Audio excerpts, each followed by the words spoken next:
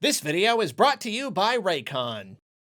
Can you pass a Kleenex? I've been spending a lot of time playing DK Bananza. I've been spending a lot of time thinking about DK Bananza. And you know, I have also been spending a lot of time trying to write a review for DK Bananza. But when a game impacts me the way that Bananza has impacted me, when I get one of those once in a blue moon special games in my hands, it can complicate the writing process by several orders of magnitude. So it's looking like it's probably going to take a whole lot of work to get all of my thoughts out, to say everything that I want to say about the game. And I'm also kind of struggling with like how spoilery to get. Not including spoilers means I have to avoid too much, and I can have like a spoiler section, but that's still kind of awkward and it's still kind of limiting in its own way. So I'm gonna do something a little different here. I'm gonna keep working on the big review, and that's gonna be like the whole thing, all the way spoilery, every thought I could possibly have on the game. No idea how long that'll end up being. And in the meantime, we've got this video right here, the one that you're watching right now. I want to basically tell you what I think about DK Bananza with like no spoilers, keeping it pretty darn vague, mostly just showing off areas of the game that were shown in like the marketing material.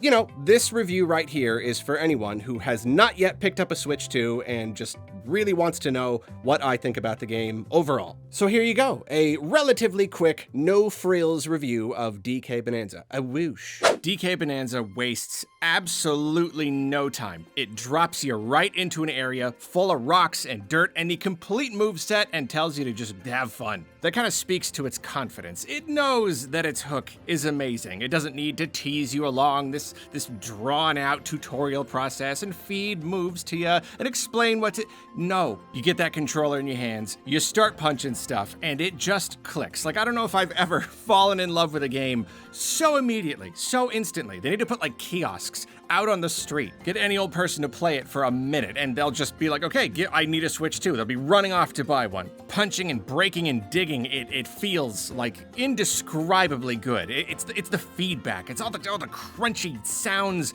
It's all, you know, the voxel technology. So little bits of rock are just flying all over the place. It feels very organic, and all the while, you're collecting heaps and heaps of gold. You can see it sticking out of the rocks, and it never stops feeling good to find more. You hit these veins, and it like spurts out. It's literally just spurting out everywhere. It's like a jackpot. Every couple of seconds, you're hitting another jackpot. And it's very, very novel digging anywhere you want, even burrowing just straight down into the ground and breaking it, like carving out your own cave systems. The camera does get a little bit weird sometimes, but for the most part, it works really well, and it's just such a new and interesting experience. Obviously, you've got something like Minecraft where you can dig and create cave spaces wherever you want. But here, there's just something about doing it with your own two fists. In a third-person platformer game, just boring into the earth and breaking whatever you want. It's so freeing. And so much of the world is destructible. There's so much rock and dirt everywhere to break through, but then even like the areas with NPCs, everything is destructible. And there's like essentially never any downside to destroying. No one ever gets mad at you. No one ever says there's anything that you shouldn't touch. Nothing will ever like mess up your progress. No, go nuts. This entire stinking world is your playground. There are no rules. Do whatever you want. And like breaking stuff and digging is so much fun. It almost feels like everything else is kind of built on top of that. You know, like the actual structure, the level design, the story, the goal, like it's just...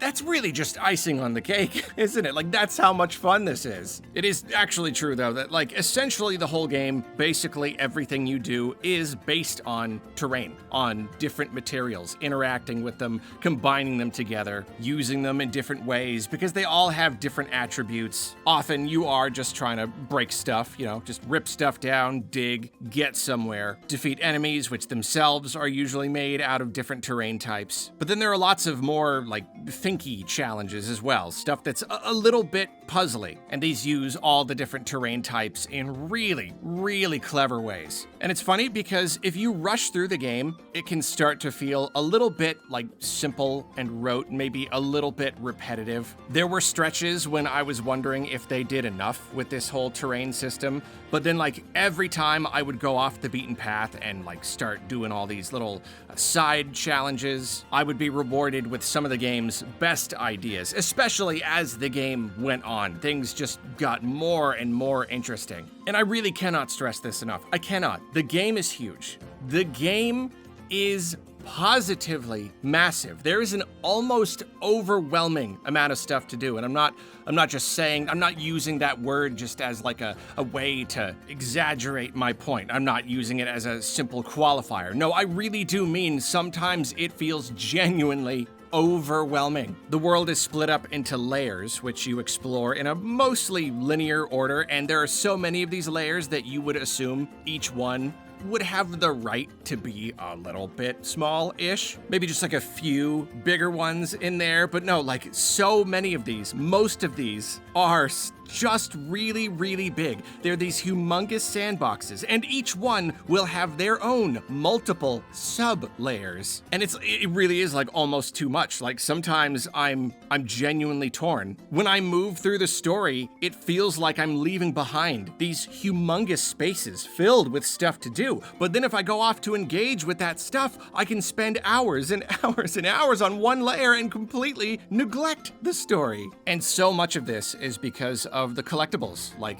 bananas. They really are like moons in Odyssey. You get them everywhere for everything, some individual challenges, but then they're also just kind of sitting there buried in the dirt. You can just dig them up. And then you got fossils, and there are just mountains and mountains of fossils, multiple different kinds of fossils. They're also just kind of buried or hidden in funny little places. And with both of these things, even just the act of getting them, once you have found them, like bananas crack and shatter like glass, and fossils, just the feeling, just breaking them apart, it feels so good. But then here's the genius thing. Here's the genius thing. Okay, so gold, spurting all over the place like jackpot every 5 seconds, and you clap to pick up all of the gold in a radius around you. This is obviously very convenient, so you don't have to go around collecting every little bit. That would be just impossible.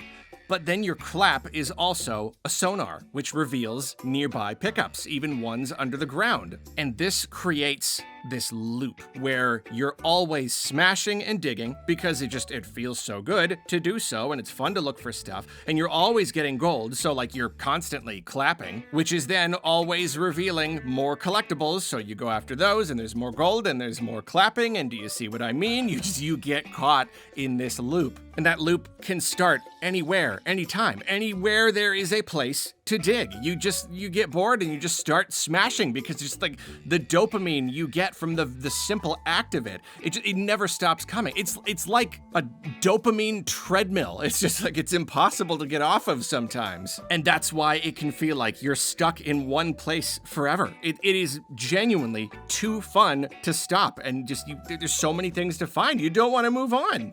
Before we continue, a quick reminder that this video was brought to you by Raycon. Hey Arlo, what you got in your hand? Oh, this? Well, this is a pair of the Raycon Everyday Earbuds Classic. Here you got all the features we've come to expect from a pair of Raycons. Up to 32 hours of battery life using the charging case, multiple sound profiles, multi-point connectivity, all that good stuff. Plus, active noise cancellation like the newest models. So they've got all the features, but they've been modeled after the original Raycon Everydays, so they've got the classic look, and they've got buttons instead of touch functionality. There are pros and cons to buttons and touch, but I think I like buttons just a bit more, so this is perfect for me. And these are just as comfortable as ever. They still fit really nicely in my ears, real snug, they never fall out. I had a great time using them at PAX earlier this month. Whenever I was just cruising around the show floor, they really helped me deal with the noise. The Raycon Everyday Earbuds Classic are still about half the price of other premium brands. They still come with a 30-day happiness guarantee. And if you head to buyraycon.com/Arlo, or hit the link in the description below, or use this handy QR code, you can get 20% off site-wide.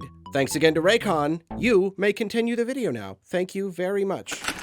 Mario Odyssey also had a lot of collectibles, tons of moons, and, plenty of those coins, and that was kind of seen as a bad thing for a lot of people. Like, it kind of diluted the game a little bit too much. It made moons feel less necessary, less important. But this game addresses that.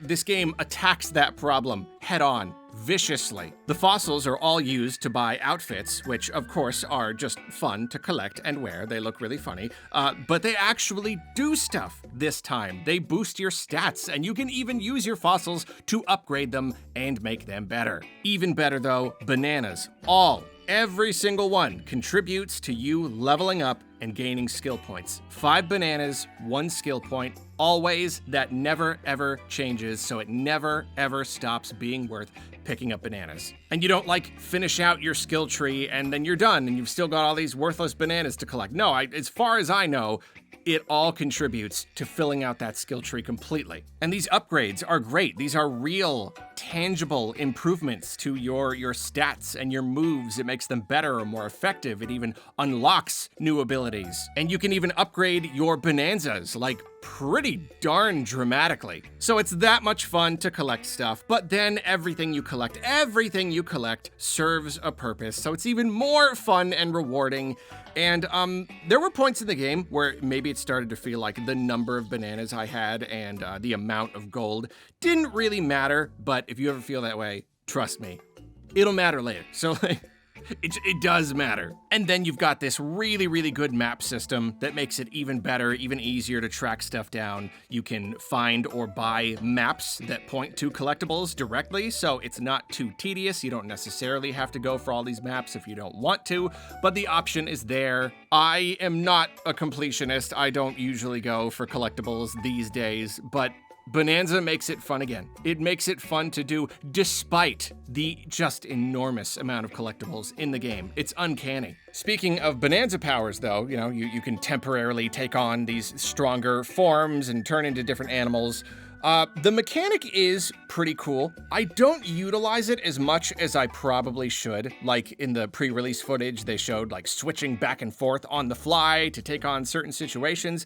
I really don't do that very much, not nearly as much as I expected I would. I'll usually turn on a Bananza to do one thing, become the ostrich for a second to get up this draft or fly over to this ledge, and that's it.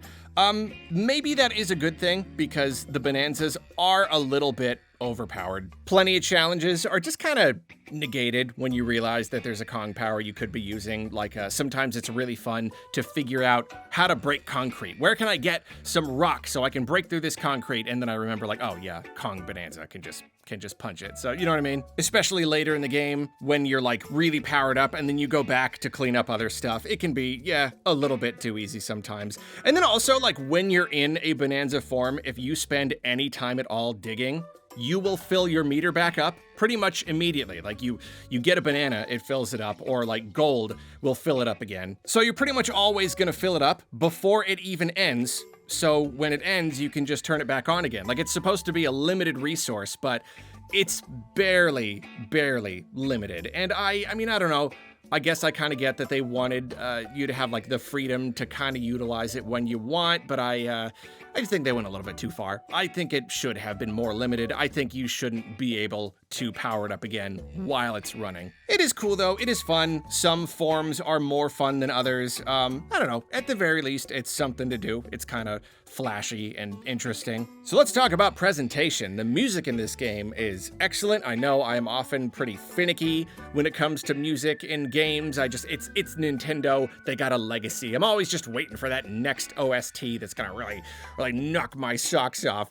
And this game does have a lot of really great music. A lot of it is really nice and atmospheric. I'm not gonna say that every single track is a banger, but a lot of them really are. And it makes a really great first impression. The beginning of the game is really where it counts. And that first, the lagoon layer that you start in, that theme is just so incredible. It's just, it gives me goosebumps. It's just got that adventure-y kind of vibe. It brings me back to my childhood somehow. It's just, it's so good. And then sound design, obviously. I keep talking about the crunchy feedback and stuff.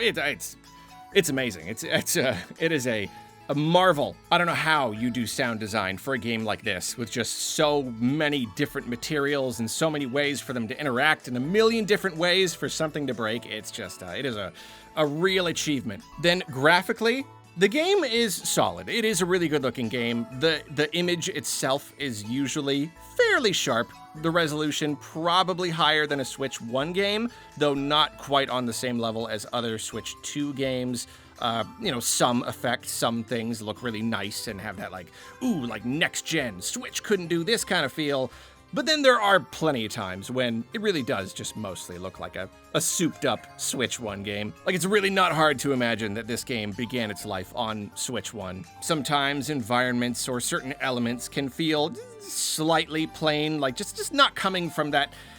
It's new hardware. It's a new generation. You're looking for it to just wow you. If I had to guess, I'd say the game probably has to reserve too much of its horsepower for the terrain mechanics, the whole voxel system. That probably affected how good it could look in other departments. And then there's the frame rate. It's smooth most of the time, or I could say a lot of the time. There are dips, again, the voxel system. It's kind of complicated. Mostly boss battles is where you're gonna see the biggest drops. Sometimes when, just everything is going nuts, there's stuff flying all over the place. Yeah, you can get some drops that are fairly severe, but it's not so inconsistent that I feel like it affects the experience. I think it is smooth enough of the time. The drops are pretty easy to ignore, really not a problem. Slightly unfortunate, but really doesn't get in the way. And then overall, stylistically, the game is an absolute feast for the eyes. I mean, the breaking, all the particle stuff, that looks great, but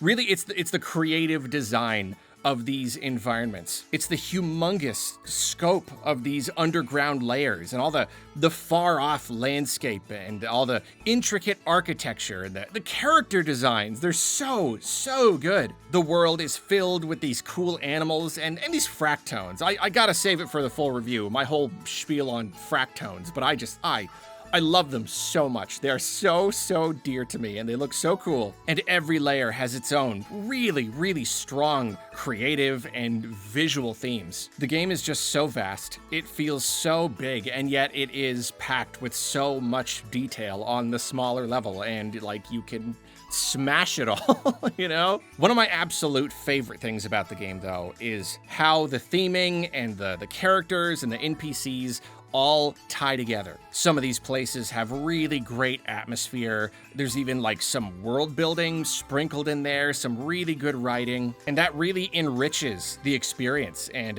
the humor is really good, lots of really funny writing, really great gags. The villains are awesome. They're super entertaining. Void Kong in particular, he's so expressive, he's so well animated. And the story overall is great. It's simple, but it's just enough to keep me moving, to keep me interested. It's really fun exploring the relationship between DK and Pauline, and all of this adds up to an experience that feels genuinely special to me.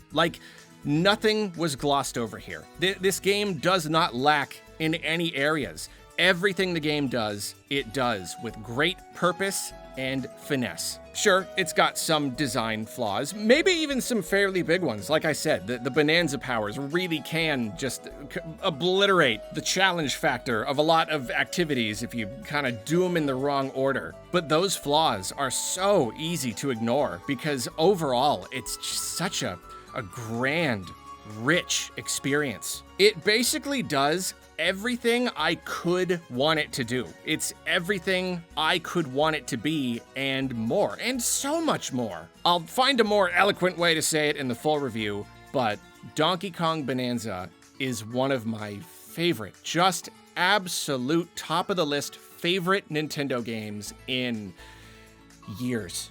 I don't know. I want to say generations. Maybe this is recency bias. I need to put the game down for a while, come back to it next year, year after that, or something to really know for sure. But at least at the moment, it's something special. And that is it for now. Again, I really don't know exactly what the full review is going to look like, how long it's going to be, how long it's going to take, but We'll see. I just want to make sure I give this game the time that it deserves, because I really do mean it. This game, it is something special for me. And if you're asking how am I going to do this huge DK Bananza review when I still haven't even finished my Tears of the Kingdom and Pikmin 4 reviews, well, I've got a great answer to that question.